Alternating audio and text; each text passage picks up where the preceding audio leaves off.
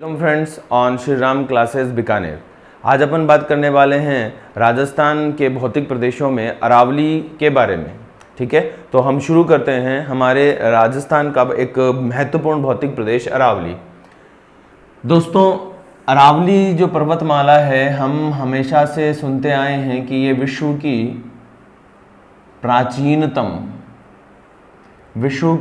प्राचीनतम वलित पर्वतमाला है। ये विश्व की प्राचीनतम वलित पर्वतमाला है। साथ ही में ये अवशिष्ट पर्वतमाला है। अवशिष्ट का मतलब ये होता है कि इसका जो निर्माण है वो करीब 70 से 60 करोड़ वर्ष पूर्व प्री कैम्ब्रियन काल में हुआ था।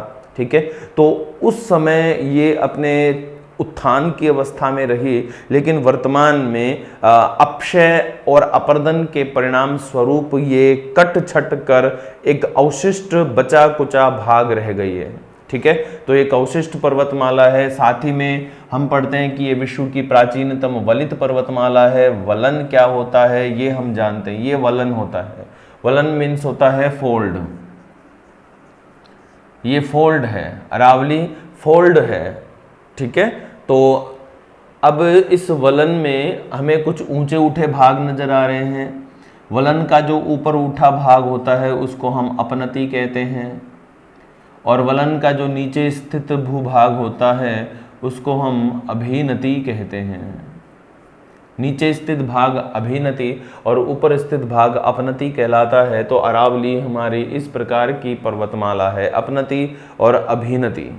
ठीक है, ये ध्यान रखना है। तो अरावली में आपको नजर आ रहा है कि अपनति तो ऊंचे पर्वतों में बदल जाएंगे और अभिनति घाटियों में बदल जाएंगी। ठीक है, तो सबसे अच्छा जो क्वेश्चन हमारे पास अभी निकल के सामने आया वो ये रहा कि हमारी जो अरावली है वो विश्व की प्राचीनतम वलित पर्वतमाला है। एक बात। दूसरी बात, तो ये वर्तमान में अवशिष्ट है। ठीक है, प्री कैम्ब्रियन काल में बनी है। और विश्व की एक अन्य पर्वतमाला है हमारे उत्तर अमेरिका में जो यूएसए और कनाडा में विस्तृत है।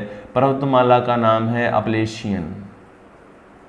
तो अपलेशियन पर्वतमाला जो है उसकी हम तुलना करते हैं अरावली से, क्योंकि अपलेशियन भी प्राचीन वलित है और हमारी जो अरावली है वो भी प्राचीन वलित पर्वतमाला है। अब हम बात करते हैं अरावली के विस्तार की। अरावली का विस्तार कहाँ से कहाँ तक है, इन सभी पे हम बात करेंगे। तो जान लेते हैं हम अरावली के विस्तार को। देखो, हम जानते हैं कि हमारी जो अरावली है, अरावली विस्तृत है हमारे राजस्थान में प्रधान रूप से। इसके अतिरिक्त ये विस्तृत है गुजरात, ये विस्तृत है हरियाणा और ये विस्तृत है दिल्ली। ठीक है, तो यहाँ पे बात आ रही है अरावली के संदर्भ में दिल्ली में रायसीना की पहाड़ियाँ, रायसीना हिल्स। ठीक है, दिल्ली की रायसीना की पहाड़ी, करोल बाग, मजनू का टीला, करोल बाग, मजनू का टीला। ठीक है, यहाँ से ये प्रारंभ होती है और उसके बाद फिर दिल्ली से हरियाणा में मोरनी पहाड़ियों के रूप में इसका मुख्य विस्तार है। और उसके बाद ये आगे बढ़ती है और राजस्थान में एंटर करती है। और राजस्थान में हमारे सिरोही जिला जो है हमारा राजस्थान में, सिरोही जिला के सीमा के सहारे यहाँ पे गुजरात में एक स्थान है खेड़ ब्रह्मा। तो खेड़ ब्रह्मा तक हमारी अरावली का विस्तार है। ठीक है, ये ध्यान रखना है। ओके, अब ये जो अरावली है, ये अरावली करीब 692 किलोमीटर लंबी है। यहाँ से दिल्ली में उत्तर पूर्व से लेके खेड़ ब्रह्मा गुजरात में उत्तर पूर्व से दक्षिण पश्चिम की ओर करीब 692 किलोमीटर लंबी है। लंबाई 692 किमी है। ठीक है, और इसकी जो औसत ऊंचाई है, वो 930 मीटर है औसत ऊंचाई। और हमारा जो राजस्थान है, राजस्थान में जो इसका विस्तार है वो 550 किलोमीटर की लेंथ में है। ठीक है, ये ध्यान रखना है।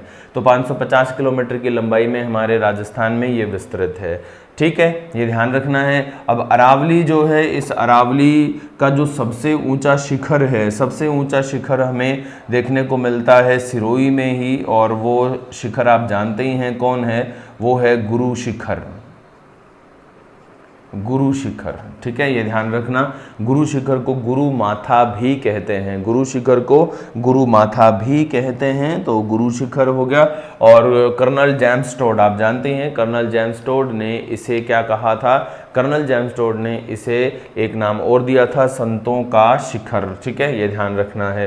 तो ये अरावली हो गई विश्व की प्राचीनतम वलित पर्वतमाला। अब इस अरावली के कुछ उपभाग हैं, उन उपभागों की हम बात करते हैं। मोस्टली हमारी जो अरावली है, उस अरावली को हम 3 भागों में बांटकर पढ़ते हैं, उस अरावली को हम 3 भागों में बांटकर पढ़ते हैं। तो देख लेते हैं कि अरावली के ये 3 भाग कौन कौन से हैं। अरावली के जो 3 भाग हैं उनकी हम बात एक बार करते हैं। देखो,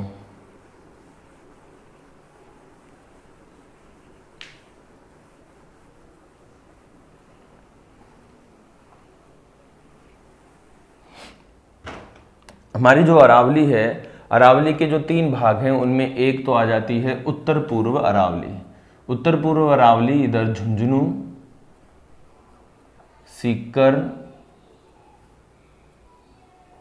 ठीक है, इसके अलावा फिर इधर जयपुर, जयपुर से आगे चल जाता है आगे अलवर, यहाँ पे झुंझुनू, सीकर, जयपुर, अलवर, और दक्षिण में सांबर झील से हम इसका प्रारंभ मानते हैं। तो ये हमारी उत्तर पूर्व अरावली है। अब इस उत्तर पूर्व अरावली की अगर हम बात करें तो उत्तर पूर्व अरावली की औसत ऊंचाई है 450 मीटर, ठीक है, ये ध्यान रखना है। कहाँ कहाँ विस्तृत है, सांभर के उत्तर में, जयपुर, अलवर और सीकर और झुंझुनू में इसका मुख्य विस्तार है। कुछ भाग इसका नागौर में लघु पहाड़ियों के रूप में है, ठीक। अब इस उत्तर पूर्व अरावली की औसत ऊंचाई तो 450 मीटर है, लेकिन इसका जो सबसे ऊंचा शिखर है वो सीकर में पड़ता है, रघुनाथगढ़। रघुनाथगढ़ उत्तर पूर्व अरावली का सबसे ऊंचा शिखर है जो कि सीकर में है। इसके बाद अगर हम बात करें अन्य जो चोटियां हैं तो हम उनको जिला वाइज पढ़ते हैं। मुख्य जो चोटियां हैं उनमें जयपुर में हम चलें तो एक चोटी मिलती है जयपुर में खो, ठीक है, 920 मीटर की ऊंचाई पर। खो 920 मीटर की ऊंचाई है, इस जयपुर में है। और एक और क्वेश्चन यहाँ पे आता है कि खो दरीबा की खाने कहाँ हैं, तो खो दरीबा की खाने तो अलवर में है जो तांबा उत्पादन के लिए जानी जाती हैं, ठीक है, लेकिन खो जो चोटी है उसका विस्तार हमारे जयपुर में ही है, ठीक है। इसके अलावा यहाँ पे हमें मिलती है एक चोटी है इधर जयपुर में ही, मनोहरपुरा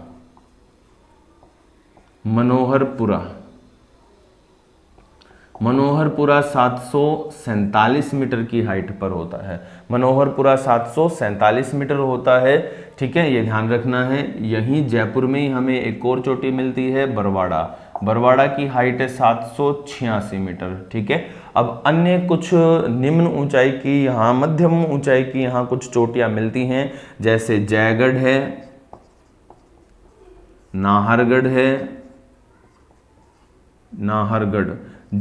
नाहरगढ़, अन्य कुछ यहाँ पे प्रमुख चोटियां हैं। जयगढ़ करीब 648 मीटर ऊंचा है, ठीक है, और नाहरगढ़ करीब 599 मीटर ऊंचा है, ठीक है, ये ध्यान रखना है। नाहरगढ़ 599 मीटर ऊंचा है, तो ये औसत ऊंचाई की पहाड़ियां हैं, ठीक है, ये ध्यान रखना है आपको। अब ये एग्जाम में डायरेक्ट तो नहीं पूछेंगे कि जयगढ़ की ऊंचाई बताएं, पता है क्या होता है एक्चुअल में, ये अधीनस्थ सेवा चयन बोर्ड का एग्जाम था, उसमें एक क्वेश्चन आया था कि जो हमारी पर्वतमालाएं थी उनकी जो चोटियां हैं उन चोटियों को ग्रुप में दिया गया था और पूछा था कि ऊंचाई के आधार पर इन चोटियों का सही क्रम क्या है। तो इस तरह से कुछ क्वेश्चन आ जाते हैं, ये ध्यान रखना, ठीक है। तो खो, मनोहरपुरा, बरवाड़ा, जयगढ़, नाहरगढ़ ये सभी के सभी हमारे जयपुर में हैं। अलवर में कुछ चोटियां हैं, जैसे कि अलवर में है बहरांच, 792 मीटर की हाइट है, यहाँ जयपुर में एक और भी है, अलवर की सीमा के सहारे बैराठ, उसकी ऊंचाई करीब 704 मीटर है। ठीक है, ये ध्यान रखना है। बहरांच अलवर में है 92 मीटर। इसके अलावा अलवर में ही एक और हमें मिलता है, जैसे सिरावासा मिलता है, सिरावासा अलवर में ही हमें मिलती है। बिलाली अलवर में मिलती है हमें चोटी भानगढ़। ठीक है, ये ध्यान रखना। अब सिरावासा, बिलाली और भानगढ़ ये क्या हैं? औसत ऊंचाई की पहाड़ियां हैं, औसत ऊंचाई की पहाड़ियां हैं। जैसे अगर हम बात करें भानगढ़ की तो करीब 649 मीटर ऊंची है, 649 मीटर ऊंची है। ठीक है, बात करें अगर हम सिरावासा की तो करीब ये 651 मीटर ऊंची है, औसत ऊंचाई की पहाड़ियां हैं। और बात करते हैं हम बिलाली तो 775 मीटर ऊंची है बिलाली।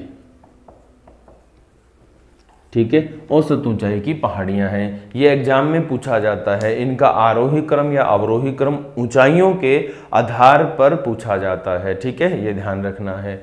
इसके बाद हम झुंझुनू में आ जाते हैं। तो झुंझुनू में हमें कुछ पहाड़ियां मिलती हैं, जैसे बबई।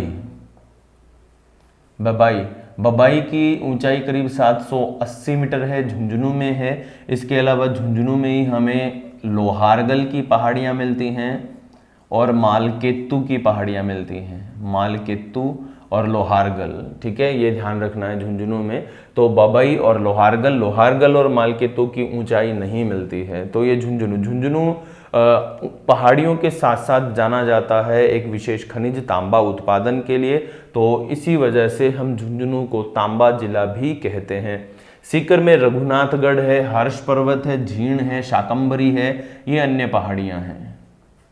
हर्ष पर्वत, शाकंभरी और जीर्ण ये मुख्य पहाड़ियां हैं। इनकी ऊंचाई बुक्स में नहीं मिलती है। अलवर में ये तो देखो हर्ष पर्वत तो सीकर में है, लेकिन कई बार आ जाता है हर्षनाथ कहाँ है, तो हर्षनाथ जो पहाड़ियां हैं वो हैं हमारे अलवर में है। ऐसे ही उदयनाथ की पहाड़ियां कहाँ हैं, तो उदयनाथ की पहाड़ियां भी कहाँ हैं? अलवर में ही हैं। ठीक है, ये ध्यान रखना है। तो हर्षनाथ है अलवर में, उदयनाथ है अलवर में। ठीक है, शाकंभरी, झीण और हर्ष पर्वत ये सभी कहाँ हैं? सीकर में। और बबई, लोहारगल, मालकेतु कहाँ हैं? झुंझुनू में। अब इस उत्तर पूर्वी अरावली में एक पठार है, जैसे पठार हमें मिलते हैं सिर्फ अलवर में। अलवर में जो मुख्य पठार मिलता है उसमें क्रास का क्षेत्र है, क्रास का पठार है, कंकनवाड़ी का पठार है, कंकनवाड़ी, इस पर दुर्ग भी बना हुआ है, कंकनवाड़ी का दुर्ग और क्रास का पठार। यहाँ पे घाटियाँ मिलती हैं, तो घाटियाँ है बघानी या बघोनी, बघानी घाटी। ठीक है, क्रास का पठार, कंकनवाड़ी पठार, बघानी घाटी, सरिस्का का पठार, सरिस्का का पठार। ठीक है, ये हमारी उत्तर पूर्व अरावली होती है। ओके, उत्तर पूर्व अरावली के बाद हमारी मध्य अरावली की हम बात करते हैं। मध्य अरावली सांबर के दक्षिण में विस्तृत है। मध्य अरावली का विशेष जो विस्तार है वो हमें मिलता है अजमेर में। एक बार हम इसे मिटा लेते हैं, उसके बाद हम मध्य अरावली को भी पढ़ लेंगे।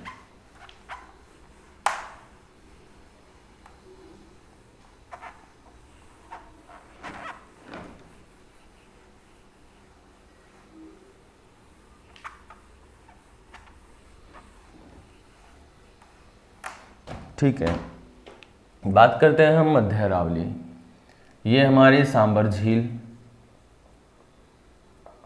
ठीक है, सांबर झील के दक्षिण में अजमेर। ओके, इधर पाली। ओके, और इधर राजसमंद का दिवेर क्षेत्र तक, मतलब राजसमंद के दिवेर क्षेत्र तक का जो एरिया है वो हम मध्यवर्ती अरावली में शामिल करते हैं। ठीक है, अजमेर, दिवेर, पाली। अब इधर कुछ भाग भीलवाड़ा का, भीलवाड़ा में बेड़च नदी घाटी लिख सकते हैं हम, भीलवाड़ा की बेड़च नदी घाटी। ठीक है, ये ध्यान रखना है, जिसमें नीस और शिष्ट इमारती पत्थर देखने को मिलता है। ओके, बस इसी को हम कहते हैं मध्यवर्ती अरावली। मध्यवर्ती अरावली जो है इसकी औसत ऊंचाई है 700 मीटर, औसत ऊंचाई 700 मीटर। ठीक है, ये ध्यान रखना है। अब मध्यवर्ती अरावली जो है, उस मध्यवर्ती अरावली का सबसे ऊंचा शिखर है हमारे अजमेर में है गोरमजी। अजमेर में जो टाटगढ़ तहसील है ना, वहाँ पे पड़ता है गोरमजी। ये गोरमजी की हाइट है करीब 934 मीटर। और इसी टाटगढ़ तहसील में एक और है मोरायजी 933 मीटर। इस मोरायजी को टाटगढ़ चोटी भी कहते हैं, टाटगढ़ चोटी। तो ये भी अजमेर में है, गोरमजी 934 मीटर अजमेर में है। ठीक है, ये ध्यान रखना है। एक बात बताऊं आपको, लेकिन गोरमजी चोटी अजमेर में है, लेकिन गोरम घाट जो स्थान है, गोरम घाट जो कस्बा है, वो राजसमंद में है। ठीक है, ये ध्यान रखना। गोरम घाट स्थान कहाँ है? राजसमंद में है। ओके, ये ध्यान रखना। तो गोरमजी जो शिखर है, पीक है, वो अजमेर में 934 मीटर, जो कि मध्यवर्ती अरावली की सबसे ऊंची चोटी भी कहलाती है। इसके अलावा अजमेर में ही हमें मिलती है टाटगढ़ के साथ साथ तारागढ़ करीब 873 मीटर की ऊंचाई है। साथ ही अजमेर के पश्चिम में सर्पिलाकार पहाड़ियां हैं जो पाली के सेंदड़ा स्टेशन तक गई हुई हैं। पाली का सेंदड़ा स्टेशन पाली। अब ये सर्पिलाकार पहाड़ियां होने की वजह से ही इनको हम क्या कहते हैं? नाग पहाड़ियाँ जो हैं वो अजमेर में तो हैं ही हैं, अजमेर के पश्चिम में। और ऐसी ही सर्पिलाकार पहाड़ियाँ पाली के सेंदड़ा स्टेशन पर भी देखने को मिलती है। इन नाग पहाड़ियों की जो ऊंचाई है काफ़ी है, 795 मीटर। इन नाग पहाड़ियों की ऊंचाई 795 मीटर है, अजमेर में है। ठीक है, ये ध्यान रखना। अब इस अरावली को, यानी कि जो मध्यवर्ती अरावली है, इसको हम मेरवाड़ अरावली भी कहते हैं। मेरवाड़ अरावली कहने का रीजन है, यहाँ कभी रहने वाली मिहिर जाति की वजह से ये मेरवाड़ कहलाता है। पहले ये मिहिरवाड़ कहलाता था, मिहिरवाड़ ही अपभ्रंश होते हुए किस में बदल गया? मेरवाड़ में बदल गया। तो इसको हम मेरवाड़ भी कहते हैं। अरावली का न्यूनतम विस्तार अरावली के मध्यवर्ती भाग में है, और जबकि अरावली की न्यूनतम औसत ऊंचाई इसके उत्तर पूर्वी भाग में है। हमने पढ़ा था उत्तर पूर्वी अरावली की औसत ऊंचाई है केवल 450 मीटर, मध्यवर्ती अरावली की औसत ऊंचाई लगभग 700 मीटर। ठीक है, ये ध्यान रखेंगे। ओके, अब इस मध्यवर्ती अरावली में कुछ दर्रे हैं, उन दर्रों को मैं आपको बता देता हूं कि क्या होते हैं दर्रे। ये 2 पर्वत है, इन पर्वतों के मध्यवर्ती जो रास्ता है इसी को क्या कहते हैं? दर्रा। ठीक है, ये ध्यान रखना। ये मध्यवर्ती जो रास्ता होता है यही क्या कहलाता है? दर्रा कहलाता है। राइट। तो अब एक चीज और आती है कि मध्यवर्ती अरावली में दर्रों को क्या कहते हैं? तो मध्यवर्ती अरावली में दर्रे घाट कहलाते हैं। मध्यवर्ती अरावली में दर्रे क्या कहलाते हैं? घाट कहलाते हैं। ठीक है, तो हम मध्यवर्ती अरावली के कुछ दर्रे हैं उनकी हम बात करते हैं।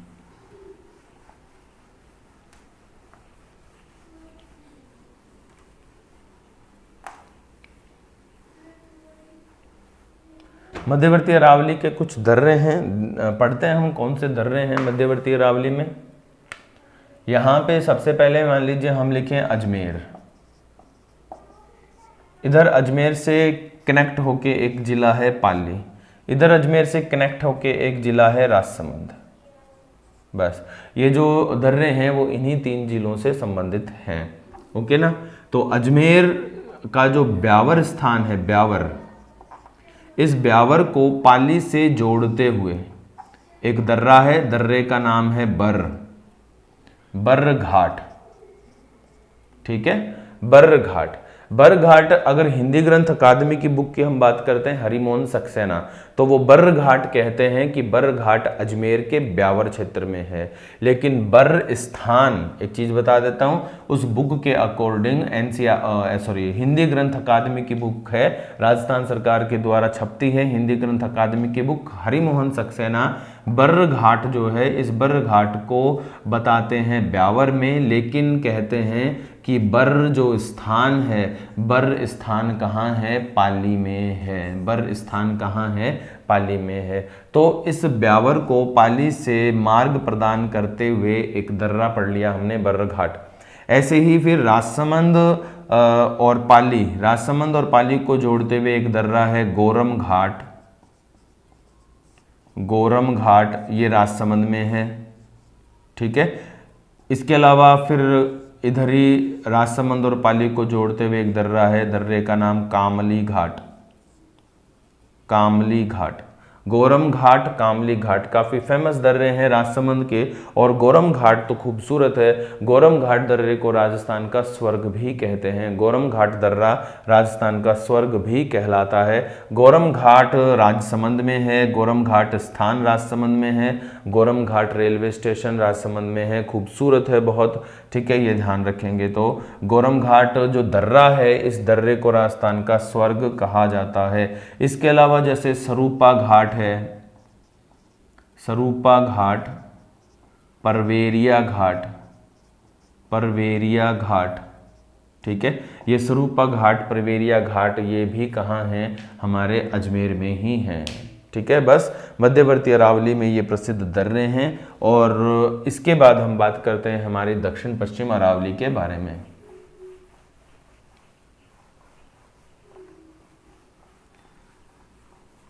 हमारी जो दक्षिण पश्चिम अरावली है वो काफ़ी विस्तृत है, क्योंकि अरावली का सर्वाधिक जो विस्तार है वो इसके दक्षिण पश्चिम भाग में ही है। अरावली का न्यूनतम विस्तार इसके मध्यवर्ती भाग में है और अरावली की न्यूनतम ऊंचाई इसके उत्तर पूर्वी भाग में है, ठीक है, ये ध्यान रखना आप। तो हम बात करते हैं अरावली की जो दक्षिण पश्चिमी भाग है उसके बारे में, ठीक है। देखो, अरावली का दक्षिण पश्चिम भाग शुरू होता है राजसमंद, ठीक है, राजसमंद से नीचे आ जाएंगे उदयपुर, ओके, उदयपुर से इधर निकलेंगे तो चित्तौड़गढ़, ठीक है, इधर आ जाएंगे तो डूंगरपुर, ओके, राजसमंद, उदयपुर, डूंगरपुर, चित्तौड़। इधर आगे बढ़ते हैं तो सिरोही, और आगे बढ़ते हैं जालोर, लास्ट में बाड़मेर, ठीक है। यहां तक हमारी अरावली का विस्तार है। डूंगरपुर, चित्तौड़, उदयपुर, राजसमंद, सिरोही, जालोर, बाड़मेर, ठीक है, यहाँ पे हमारी अरावली विस्तृत है। कौन सी अरावली? दक्षिण पश्चिम अरावली। और दक्षिण पश्चिम अरावली का जो सबसे ऊंचा शिखर है वो तो आप जानते ही हैं, हमारे सिरोही में है, लेकिन दक्षिण पश्चिम अरावली की औसत ऊंचाई है 900 मीटर। औसत ऊंचाई कितनी है? 900 मीटर, ठीक है, ये ध्यान रखना है। ओके, अब हम बात करते हैं यहाँ पे प्रमुख जो पर्वत श्रेणियाँ हैं या चोटियाँ हैं उनके बारे में। लेकिन पहले हम इसे दो भागों में बांटेंगे, बाड़मेर, जालोर और सिरोही। इसे तो हम कहेंगे आबू पर्वत खंड। ये तो क्या कहलाएगा? आबू पर्वत खंड। डूंगरपुर, उदयपुर, चित्तौड़, राजसमंद, ये वाला जो पूरा पोर्शन है इसको हम कहेंगे मेवाड़ अरावली। मेवाड़ अरावली, ठीक है, ये ध्यान रखना। अब मेवाड़ अरावली और आबू पर्वतखंड ये दक्षिण पश्चिम अरावली के दो भाग हो गए। मेवाड़ अरावली का जो सबसे ऊंचा शिखर है, पहले हम इसी को पढ़ते हैं। तो मेवाड़ अरावली का जो सबसे ऊंचा शिखर है वो उदयपुर में है, नाम है जरगा। 1431 मीटर की हाइट है, 1431 मीटर ऊंचा है जरगा, ये ध्यान रखना है, ठीक है। इसके अलावा जरगा के साथ एक पहाड़ी है जिसकी ऊंचाई नहीं मिलती है, उसको हम रागा कहते हैं, रागा। जरगा और रागा के बीच में काफी हरा भरा भूभाग है। और यहाँ पे आपको खजूर के पेड़, धोंक के पेड़, चंदन के पेड़ देखने को मिल जाएंगे, सागवान के पेड़ देखने को मिल जाएंगे। और इस हरे भरे भूभाग को हम नाम देते हैं देशहरो। क्या नाम देंगे? देशहरो। जरगा और रागा के मध्य, ठीक है, जरगा भी उदयपुर में, रागा भी उदयपुर में। रागा की हाइट नहीं मिलती है। इसके बाद राजसमंद में दूसरी सबसे ऊंची चोटी है कुंभलगढ़। 1224 मीटर ऊंचा है कुंभलगढ़। और उसके बाद कुंभलगढ़ से लेके गोगुंदा तक, गोगुंदा उदयपुर में पड़ता है। कुंभलगढ़ से गोगुंदा, करीब गोगुंदा 840 मीटर ऊंचा है। कुंभलगढ़ से गोगुंदा तक का जो पठार है, पूरा पठार, एक्चुअल में जो कुंभलगढ़ से गोगुंदा का पठार है वो पठार कहलाता है भोराट। और ये जरगा जो चोटी वगैरह है वो भोराट के पठार का ही एक भाग है। तो कुंभलगढ़ है यहाँ पे, ठीक है, 1224 metre, Gogunda 840 metre, जरगा 1431 metre. जरगा Mewar Aravalli का सबसे ऊंचा शिखर है। इसके अलावा फिर कुछ अन्य चोटियां हैं जो कि इसी मेवाड़ अरावली से संबंधित है, उदयपुर में है, जैसे सज्जनगढ़ 938 मीटर है उदयपुर में, ठीक है। इसके अलावा कमलनाथ 1001 मीटर ऊंची है, ये भी उदयपुर में है, ठीक है। इसके अलावा मेवाड़ अरावली में ही हमें लीलागढ़ देखने को मिलती है, लीलागढ़, ठीक है। और देखने को मिलता है नागपानी, ये अन्य चोटियां हैं इससे संबंधित। लीलागढ़ करीब 874 मीटर ऊंचा है, ठीक है, और नागपानी करीब 867 मीटर ऊंचा है। मेवाड़ अरावली में ये पर्टिकुलर जिला बुक में नहीं मिलता है। तो लीलागढ़ 874 मीटर है, नागपानी 867 मीटर है। हाँ, ये जरूर है कि ये मेवाड़ अरावली से संबंधित है। अब इस मेवाड़ अरावली में ऊंचाइयों के साथ साथ हमें कुछ पठार भी देखने को मिलते हैं। जैसे चित्तौड़गढ़ में हमें एक पठार देखने को मिलता है, पठार का नाम मेसा का पठार।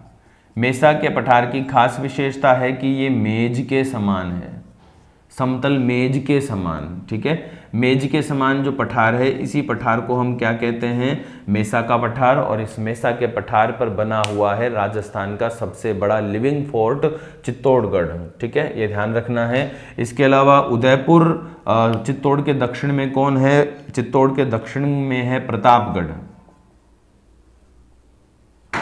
चित्तौड़गढ़ के दक्षिण में है प्रतापगढ़। तो उदयपुर से लेके प्रतापगढ़, उदयपुर की जयसमंद झील से लेके प्रतापगढ़ तक का जो पठारी भूभाग है, इस पठारी भूभाग को हम कहते हैं लसाड़िया का पठार, ठीक है, ये ध्यान रखना है। इसके अलावा डूंगरपुर, प्रतापगढ़ के दक्षिण में कौन, बांसवाड़ा। तो डूंगरपुर और बांसवाड़ा के मध्य एक उच्च भूमि है, एक पठारी भूभाग है, और इस पठार को हम कहते हैं मेवल उच्च भूमि। अब एक और पठार उदयपुर, सिरोही और डूंगरपुर में, उदयपुर सिरोही डूंगरपुर में ये जो पठार है इसको कहते हैं भोमट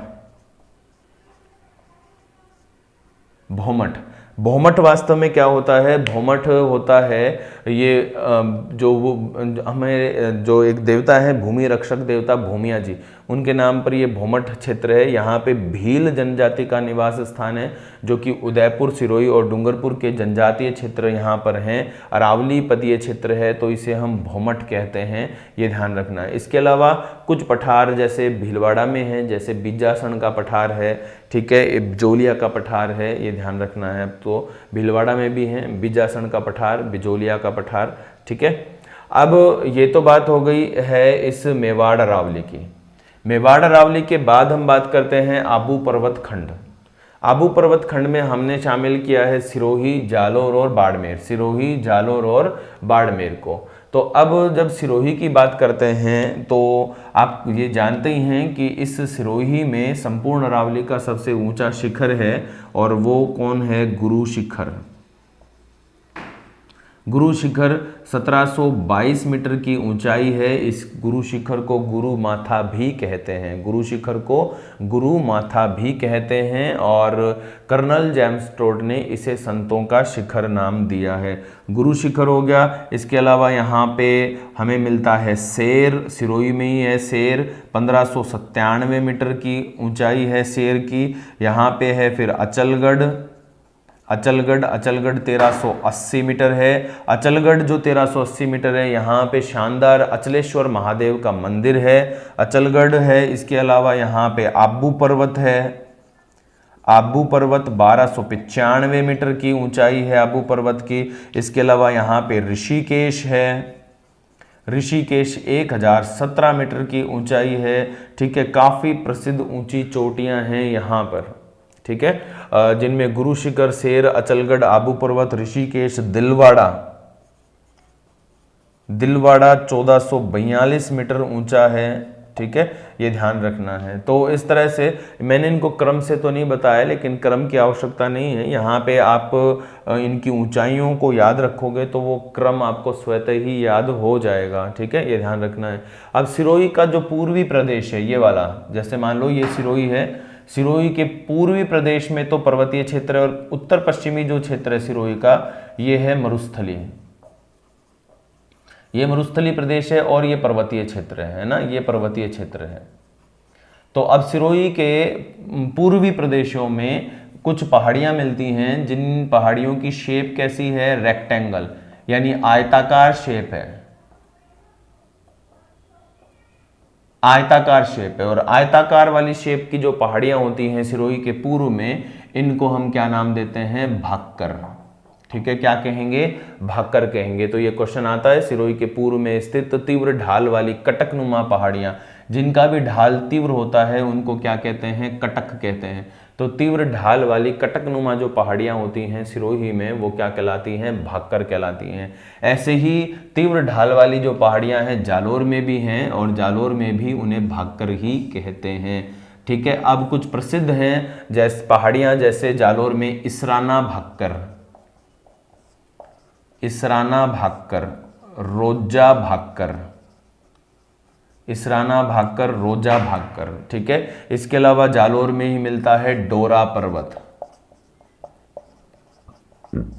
डोरा पर्वत। ओके, डोरा पर्वत काफी अच्छी हाइट का है, 869 मीटर है डोरा पर्वत की। फिर बाड़मेर आ जाता है, बाड़मेर में नाकोड़ा पर्वत, बाड़मेर में नाकोड़ा पर्वत। नाकोड़ा पर्वत क्या है, यहाँ पे 56 की पहाड़ियां हैं। ठीक है, 56 गोलाकार पहाड़ियों का समूह है, जिसे 56 की पहाड़ियां कहते हैं। यहाँ पे प्रसिद्ध जैन मंदिर हैं, इसलिए इसे नाकोड़ा तीर्थ की संज्ञा भी देते हैं। अब कुछ अन्य विशेषताएं हैं, जैसे आबू जो पर्वत खंड है, यहाँ पे राजस्थान के सबसे ऊंचे पठार हैं, जैसे उड़िया का पठार। ठीक है, करीब 1200 से 1300 मीटर ऊंचा है। इसके अलावा फिर आबू का पठार है। इसके अलावा फिर यहाँ पर बात आ जाती है, जैसे जालोर में सुंधा माता पर्वत। तो सुंधा माता पर्वत की खास विशेषता ये है कि सुंधा माता पर्वत राजस्थान का पहला रोपवे संचालित होने वाला पर्वत रहा है। ठीक है, ये ध्यान रखना है। इसके अलावा फिर हम बात करते हैं इस दक्षिण पश्चिम अरावली में जो दर्रे स्थित हैं उनके बारे में। एक बात याद रखना आप कि दक्षिण पश्चिम अरावली में जो दर्रे हैं, दक्षिण पश्चिम अरावली में जो दर्रे हैं, उन दर्रों को एक नाम दिया जाता है। उन दर्रों को हम कहते हैं नाल। दक्षिण पश्चिम अरावली में दर्रे क्या कहलाते हैं, नाल कहलाते हैं। ठीक है, यह ध्यान रखना है। तो हम बात करते हैं दक्षिण पश्चिम अरावली में जो प्रसिद्ध नाल हैं, दर्रे हैं, उनके बारे में। देखो, सबसे पहले शुरू करते हैं नाल उदयपुर से। उदयपुर, ठीक है, उदयपुर के इधर इस और दक्षिण में हमें देखने को मिलता है बांसवाड़ा, इधर हमें देखने को मिलता है चित्तौड़गढ़। ठीक है, इधर देखने को मिलता है राजसमंद,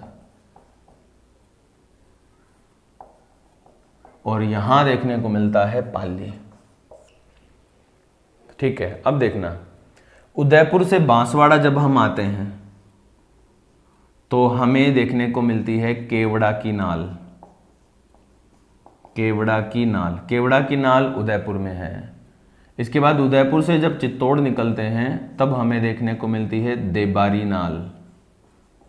देबारी नाल, देबारी नाल उदयपुर में है। ठीक है, ये ध्यान रखना। देबारी नाल से NH27 निकलता है, NH27। फिर राजसमंद से उदयपुर एक नेशनल हाईवे आता है, नेशनल हाईवे का नाम है NH58। NH58 ठीक है। तो इस नेशनल हाईवे NH58 पर उदयपुर में एक नाल है, नाल का नाम है चीरवा की नाल, चीरवा नाल, ठीक है। तो चीरवा नाल से NH58 गुजरता है और चीरवा नाल पर एक सुरंग भी निर्मित की गई है, खूबसूरत सी सुरंग है चीरवा नाल पे, तो चीरवा नाल पर एक सुरंग भी है, ठीक है। नेक्स्ट बात करते हैं। नेक्स्ट यहाँ अपना उदयपुर, राजसमंद, पाली। अब देखो राजसमंद और पाली, ये पाली को थोड़ा सा अपन इधर ले चलें, पाली, ठीक है। ये पाली और जोधपुर मिलकर क्या कहलाता है? मारवाड़ कहलाता है। ये मारवाड़ कहलाता है और ये क्या कहलाता है? मेवाड़। अब राजसमंद को पाली से जोड़ते हुए एक है देसूरी नाल, देसूरी नाल। देसूरी नाल राजसमंद में है लेकिन देसूरी स्थान पाली में है, ये ध्यान रखना, ये चीज इंपॉर्टेंट है। देसूरी नाल राजसमंद, लेकिन देसूरी स्थान पाली में, ठीक है। देसूरी जो नाल है राजसमंद को पाली से जोड़ती है। इसके अलावा फिर यहीं पे हमें देखने को मिलती है झीलवाड़ा की नाल, झीलवाड़ा की नाल। झीलवाड़ा की नाल भी राजसमंद को पाली से ही जोड़ती है। इसके अलावा फिर राजसमंद में एक और हमें नाल देखने को मिलती है हाथीगुढ़ा नाल, ये भी राजसमंद को पाली से ही जोड़ती है, हाथीगुढ़ा नाल, हाथीगुढ़ा नाल। हाथीगुढ़ा नाल कुंभलगढ़ जो दुर्ग है ना हमारा राजसमंद में, उस कुंभलगढ़ दुर्ग के पीछे है हाथीगुढ़ा नाल। यहाँ पे मेवाड़ के राणाओं के हाथियों को बांधा जाता था, इसलिए इसे हाथीगुढ़ा नाल कहते हैं। तो हाथीगुढ़ा नाल जो है ये भी राजसमंद को पाली से ही जोड़ती है। तो ये सभी नाल मेवाड़ को मारवाड़ से जोड़ती हैं। कौन सी? देसूरी नाल, झीलवाड़ा की नाल, हाथीगुढ़ा नाल, ये मेवाड़ को मारवाड़ से जोड़ती हैं। झीलवाड़ा की नाल जो है इसको पगल्या नाल भी कहते हैं, पगल्या नाल, ठीक है। झीलवाड़ा की नाल को हम और क्या कहते हैं? पगल्या नाल भी कहते हैं, ठीक है। पगल्या नाल कहने का अर्थ है कि यहाँ से मेवाड़ से लोग पैदल पैदल मारवाड़ चले जाया करते थे, तो उसको पगल्या पगल्या बोलते हैं, पगल्या पगल्या चला जाए, पगडंडी वैसे, तो पगल्या नाल भी कहा जाता है, ठीक है। ये ध्यान रखना। तो ये है हमारी अरावली, और इस अरावली के बाद हम पढ़ेंगे पूर्वी मैदान और दक्षिण पूर्व पठार को। कंटिन्यू साथ बने रहिए।